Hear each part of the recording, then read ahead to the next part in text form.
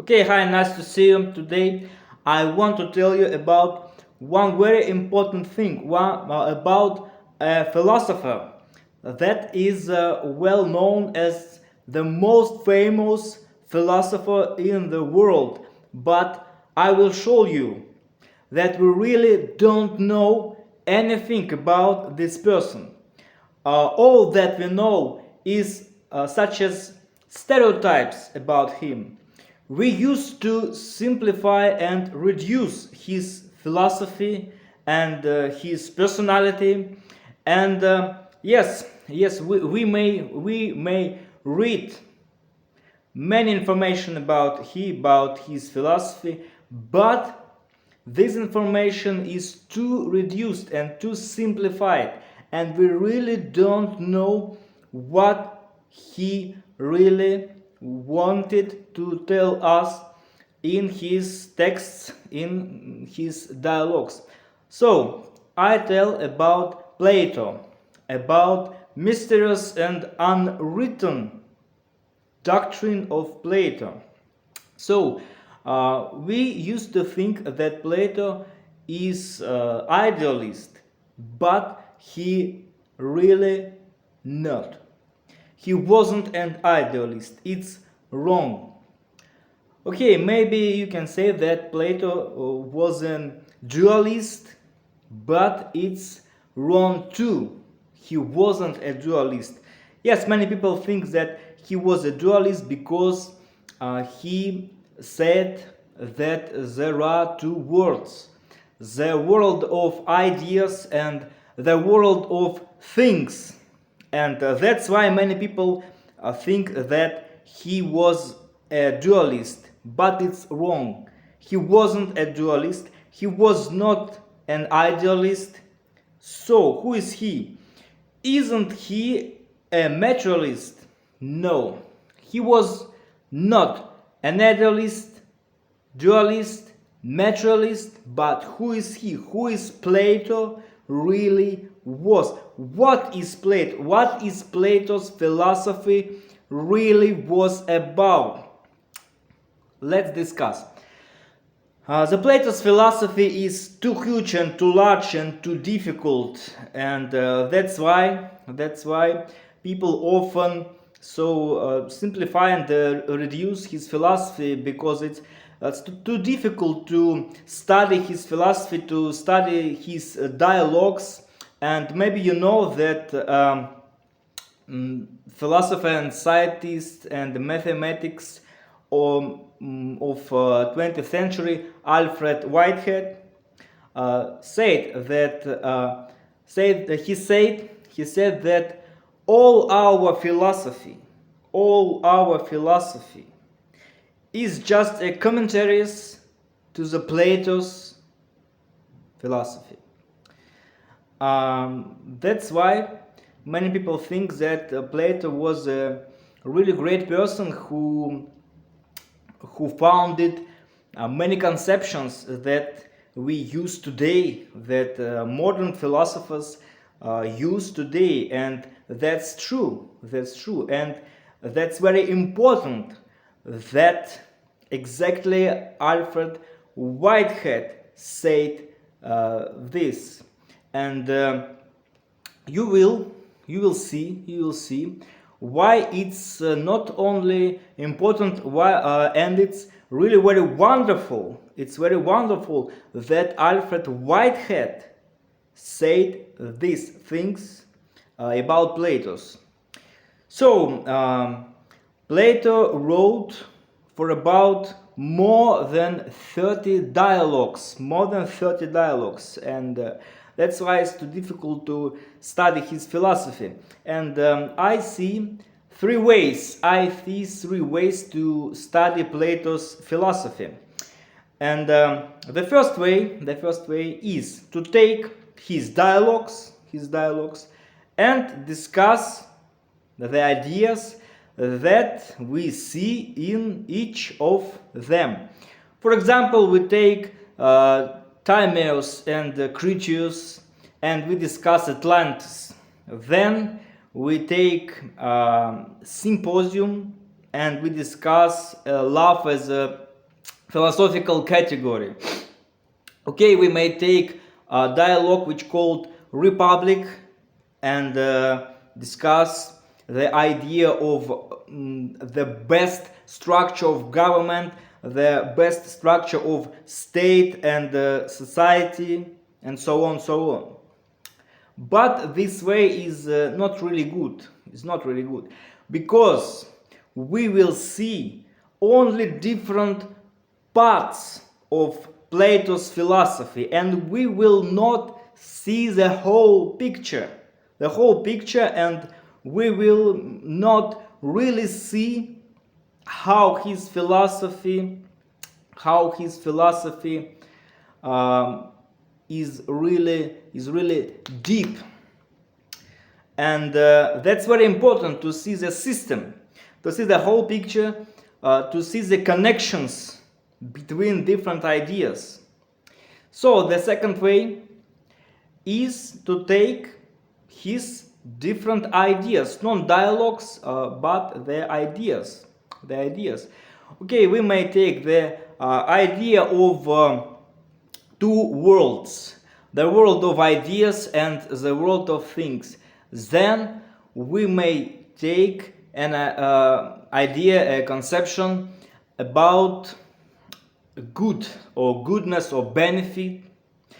Then we may discuss the doctrine of soul, and also about state, society structure, and so on. This way is better than the first one, but it's not really good too, because the different ideas and conceptions of Plato often contradict to each other, and his dialogues are interrupted often. His texts often interrupted, and there is no any conclusion in the end. So we may study his different ideas, but in this way we also will not see the system. We also will not see a whole picture of his philosophy. And it's very important to study Plato in the whole context of ancient Greek philosophy, and in the whole context of the whole philosophy history, and not only philosophy, but in a whole context of science history. So there is a third way to study Plato's philosophy. What is this way? The third way that I prefer is to study Plato's philosophy like genetically.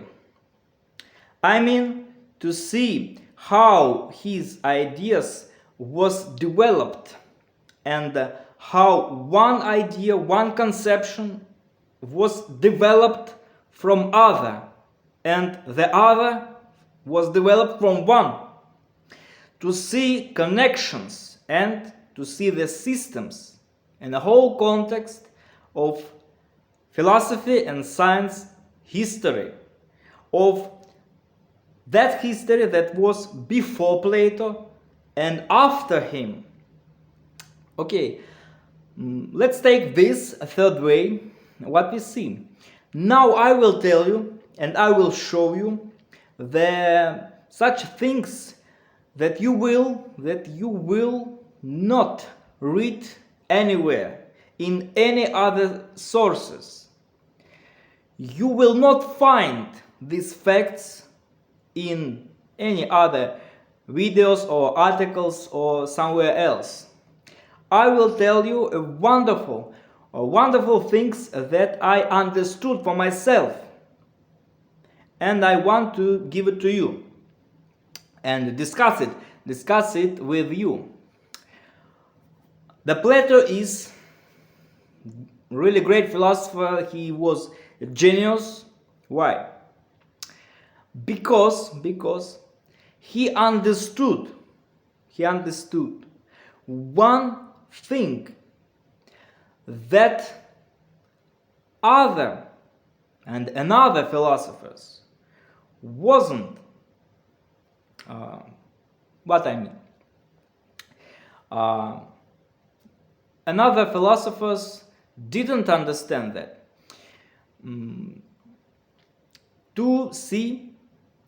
To understand what I mean, we should go back in history to the philosophers who lived before Plato. Okay, those philosophers thought about how our universe, how our world worked. They were searching for an archy. Archy is a fundamental principle of the universe, is the base of the universe. And some of the philosophers thought that this fundamental principle, that archy, was maybe it was water or soil or fire or air. And another philosophers before Plato, they thought that this fundamental principle, this base of the universe, this archy, was being, the being. And another philosophers of those times thought that maybe fundamental principle of the universe is number, quantity, math. Everything is math, said Pythagoras. And one great philosopher before Plato, whose name was Parmenides, said that everything is being and only being exists. Being exists and non-being doesn't exist. Those philosophers were really great because they understood that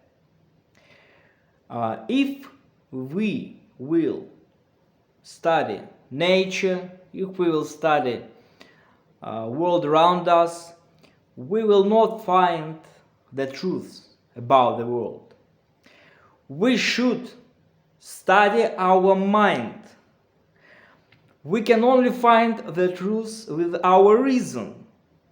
So Parmenides said that the fundamental principle of the universe is not the water, is not soil, is not fire or air, is being. And Pythagoras said in those times that fundamental principle of the universe is number, quantity, mathematics. Thus, those philosophers founded and developed two main sections of our philosophy, like ontology and epistemology. Ontology is a doctrine of being of our world. Ontology is a section of philosophy that studies how our universe is working, how our being is working, what is being. And epistemology is a section of philosophy that studies how we can learn, how we can study our external world. Why we can do that? Why we can learn rules and laws and patterns of our universe? Those ancient philosophers noticed that our mind and our external world were connected, but they really didn't know how they are connected, how they were connected, our mind and our external being. Then Socrates came. Socrates was the most famous teacher of Plato, but not the only teacher of Plato. Socrates said that we should think, we should study, we should learn our society, we should learn each other, we should learn people. It doesn't matter how universe works. It doesn't matter how our mind works. The only thing that is really matter is justice and good and morality, people, society. That's why Socrates founded the third section, the third main section of philosophy, which is called ethics. And Socrates, we may say that Socrates told us to pay attention, not to external world, to the universe, but to the people, to our society. And that is ethics. Ethics is the section of philosophy that studies morality, what is good, what is evil, and so on. And when Plato came, he understood that ontology, epistemology, and ethics should be connected, should be in one system, because our world is united system. Our world is not different parts. Our world is big, huge, large, united system. And the truth about our world is the same united thing. And that's why ontology, epistemology, and ethics should be connected in one philosophical system. Okay, but how? How Plato, and how can we connect these three sections of philosophy? The first teacher of Plato was a man whose name was Cratylus. And Cratylus was a follower of Heraclitus. Heraclitus lived in 6th and 5th century before Christ, and Heraclitus said that everything was changing, and there was nothing that is not changing. And Heraclitus said that we couldn't enter the same river twice. Because when we entered the river and then entered the river again, this is not the same river. This is another water. Because everything is changed. We are changing. The river is changing. And the whole universe is changing right here and right now. So everything is changing right here and right now. And Cratylus said that we couldn't enter the same river even once. We couldn't enter the same river even once. Because while we are entering the river is changed, the river is changing in every second. And we couldn't and we can't and we will not can enter the same river even once. So Cratylus raised to the absolute Heraclitus' doctrine about change. And Plato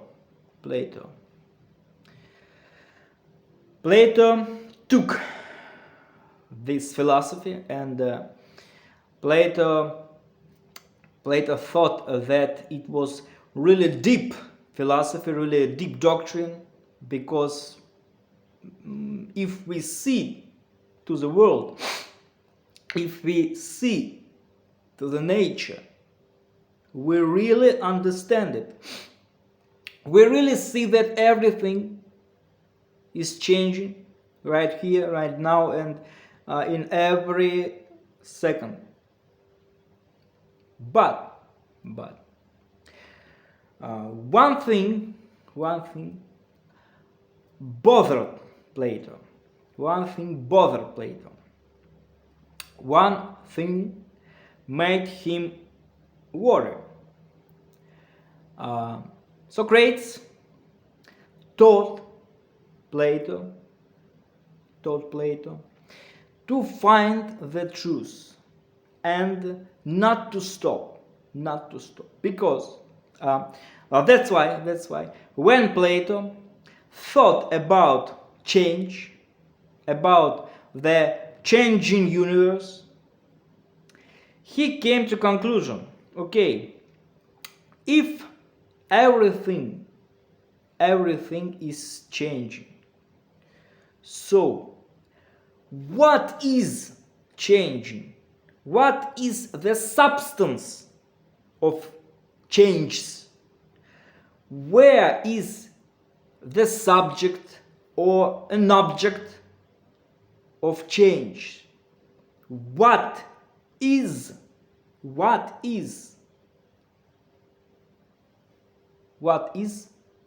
an object of all change? Plato thought that there must be some objects of change, and this object of change should be unchanging. This object should be unchanging substance. But what is it? Where can we find it? After Socrates' execution, Plato came to Megara. Megara was the city in ancient Greek, and there in Megara lived Socrates' student, follower, Socrates' friend Euclid. And it was not Euclid the geometer, it was Euclid a philosopher. And Plato came there and studied philosophy with him, with Euclid. And Euclid studied Parmenides' philosophy about being. So Plato studied this philosophy too. And when Plato learned it, he was really glad. He was really wondered. The being, what is it? Maybe the being is the object of changes. Parmenides said in 5th century before Christ, Parmenides said, there is being and there is no non-being. So there is only being, and being is not changing. Being is out of space and time. Being is a fundamental base of the universe, because there is no non-being, just logically. And Plato took this idea, and he might stop to find the truth, because the conception of being is really deep, is really good. But Socrates taught Plato to find out the truth and don't stop. That's why Plato began to think about being, and he noticed that there was one problem that the conception of being couldn't solve. What's problem?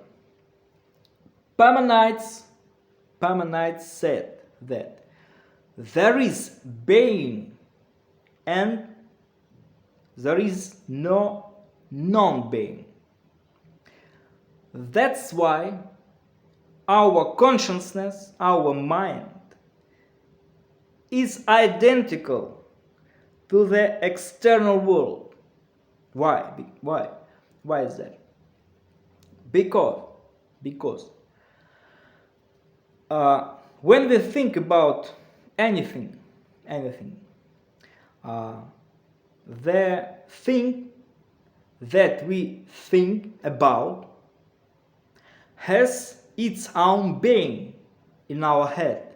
Its own being in our head. And when we see something in external world, in the world of things, everything has its own being in this external world.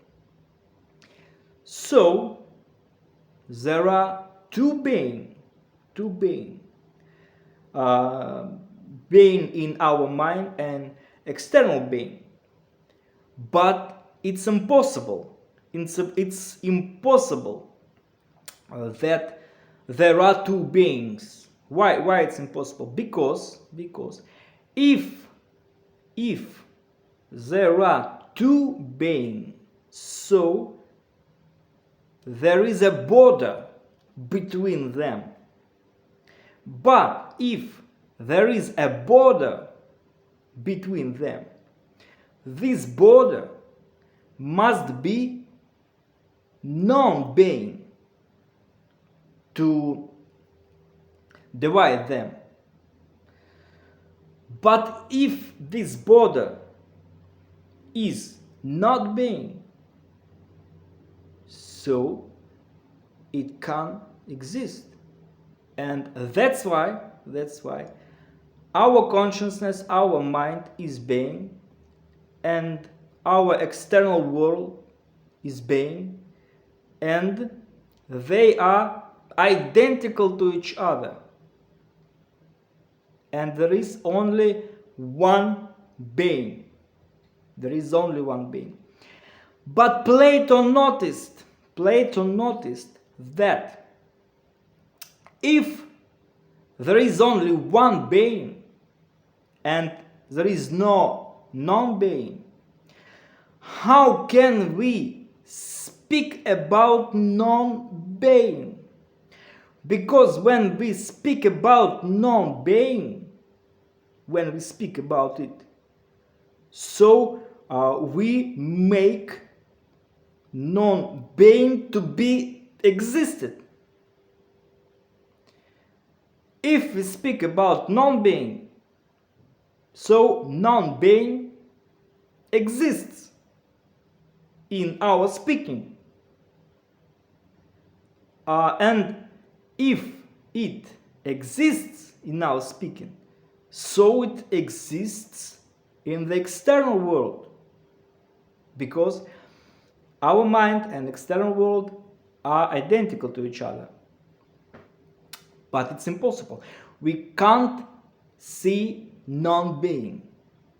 Every time we see only different things. There is no void. There is no real void in the world. Plato thought about it, and Plato found the answer. He said that there were two different worlds. The world of ideas and the world of things. That's why non-being existed in the world of ideas. Non-being exists as idea, and non-being doesn't exist in the external world, in the world of things. And this conception of two worlds, Plato told us in his dialogue, which called Republic. And in Republic, Plato told us so-called myth about the cave. Imagine a cave, and there were prisoners in the cave, and the prisoners look at the wall, and they saw only shadows on the wall, and they had never seen something else. But one day, one of them went out from the cave, and he saw the sunlight, he saw the real life. He went back to the cave and told to his friends about it, and he noticed that now he couldn't see shadows on the wall because his eyes got used to the sunlight, and that's why he couldn't see the shadows. But his friends didn't understand him. He thought he was crazy. What is it about? It's about a man who reached enlightenment, who reached a catharsis, who recognize the truth, and he can't speak about the truth because nobody understands him, because the truth is thing that you can only see with your own eyes. And if you will talk about it with other people, they will not understand you if they have never seen that with their own eyes. And many people today many people think that a myth about the cave is the main conception of Plato philosophy, and that's why he is an idealist, because Plato thought that the world of idea was the world of truth, and the world of things is illusion, is the shadows in the cave. But I told you that Socrates taught Plato to find and find and find and searching for and never stop. And Plato took this conception about two worlds and began to think about it deeply. And he noticed that there was a problem. Which problem? If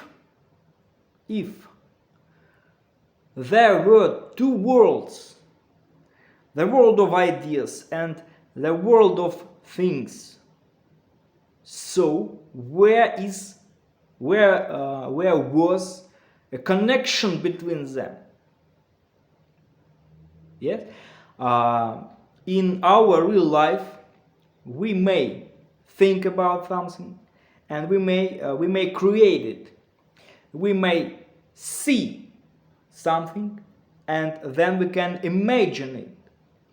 So there is a connection between ideas and material things, and two worlds can't exist without connection.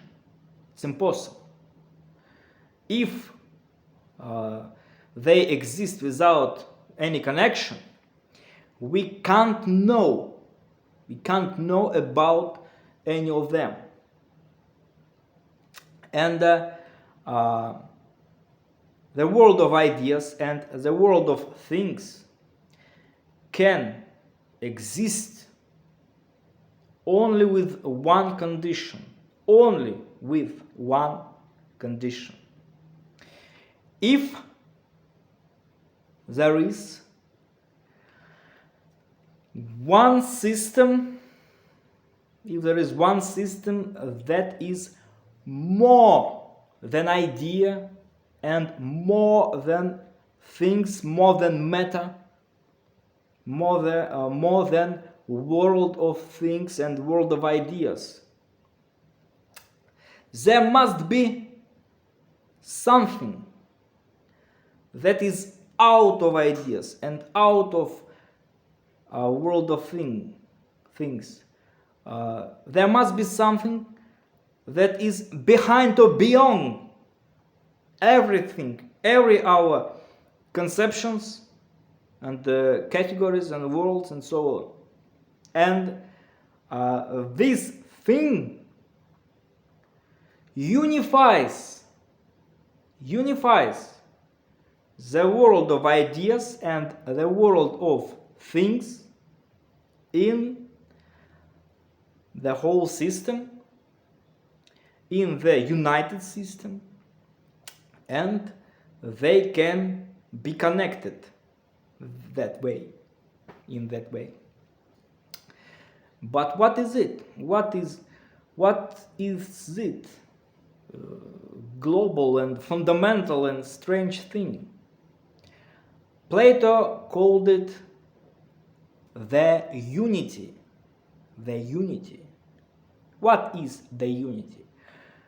The unity is something that is not an idea, and it's not a thing, it's not a conception, it's not a category, it's not a something, it's out and behind and beyond the ideas and things.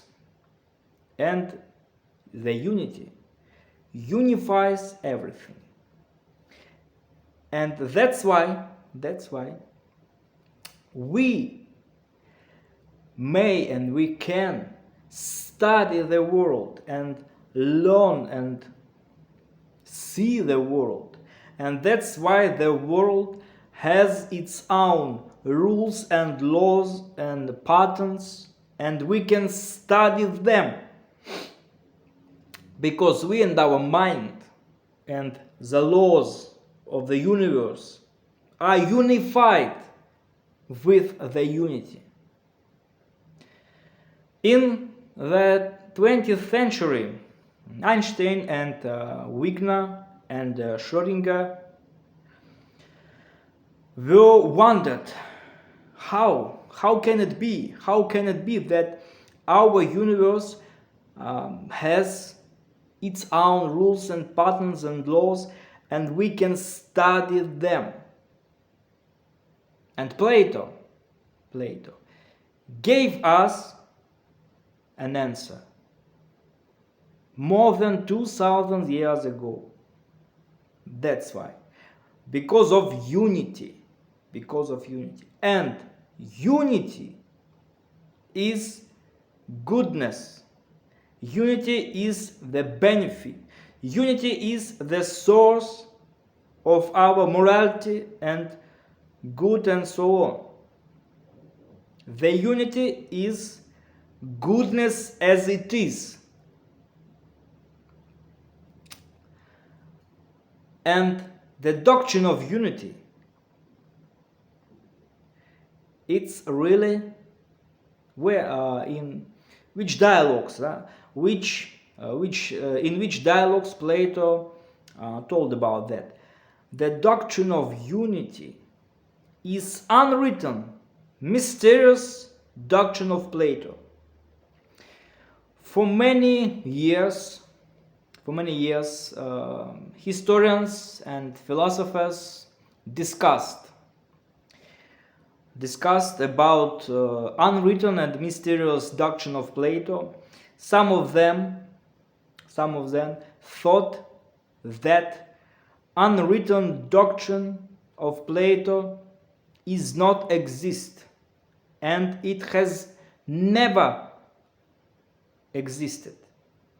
But many of researchers, the most of researchers and scientists and historians and philosophers today think that unwritten and mysterious doctrine of Plato existed. It's true. And Plato had never written his mysterious doctrine. He told about that from heart to heart, from teacher to his followers, to his students, to his friends in his academy, because Plato thought that many people couldn't understand this mysterious doctrine. Okay, and if Plato didn't write something about it, how can we study the unwritten doctrine? Plato, in his dialogues, left some words about it for us. some words. So we can find out little parts of his unwritten doctrine in many of his dialogues. And we should take all of these little parts and rebuild his mysterious and unwritten doctrine. And I think that his mysterious and unwritten doctrine is the conception of the unity that is out and behind and beyond the idea and the matter. And this conception is too similar to the Buddhism and to the Eastern philosophy, to Indian and Chinese and Japanese philosophy.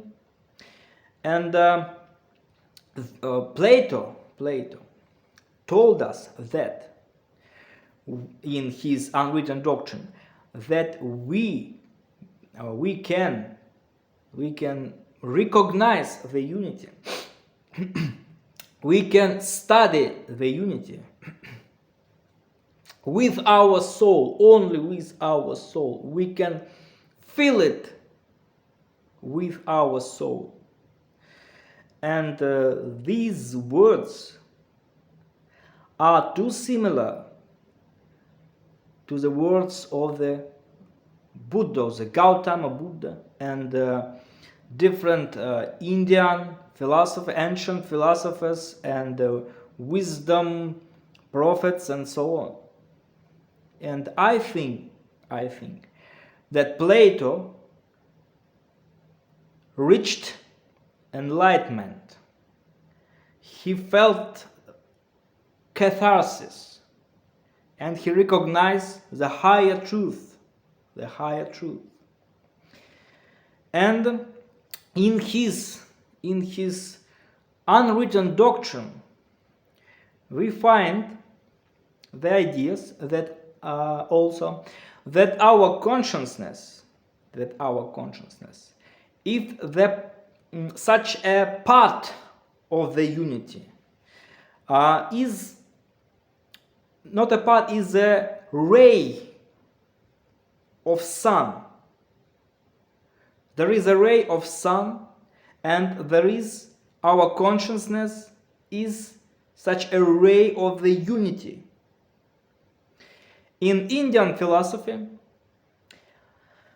they say that Atman is identical to Brahman, and I think Plato told us the same.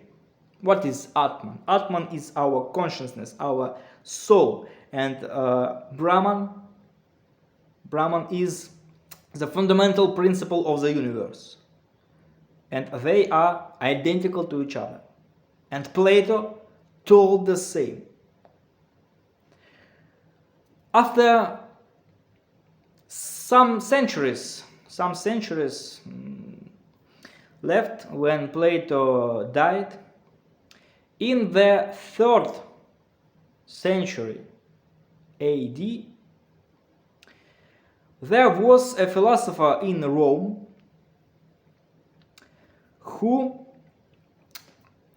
whose name was Plato, and he told us that he was a follower of Plato's doctrine. Modern scientists and historians and philosophers say that Plato was a Neoplatonical philosopher. But I think that Neoplatonism is just some sort of Plato, unwritten and mysterious doctrine, and Plato reached the enlightenment like a Plato, and Plato told about it in his texts. So my conclusion is that Plato's mysterious and unwritten doctrine is the conception of the unity that is behind and beyond the ideas and the every things that is not idea, that is not a material thing, that is not a word, a category or conception that is existing and is not existing, like Plato said in his dialogue called Parmenides. And it's too close to the Buddhism conception, and Plato said that the unity is recognized with our soul. And I think that Plato reached enlightenment like Buddha. And that's why he's not an idealist. He is not a dualist. He is not a materialist. He is neutral monist. And Alfred Whitehead, the man which we spoke about in the beginning, that the man who said that all our philosophy is the commentaries to the Plato. Alfred Whitehead is a neutral monist too. That's why it is so wonderful that Alfred Whitehead said it about Plato's. I think Plato is a neutral monist, not idealist, not materialist, not dualist. Okay, thank you for watching, and I will be really glad to see your commentaries and your opinion, maybe some questions. See you next video. Bye.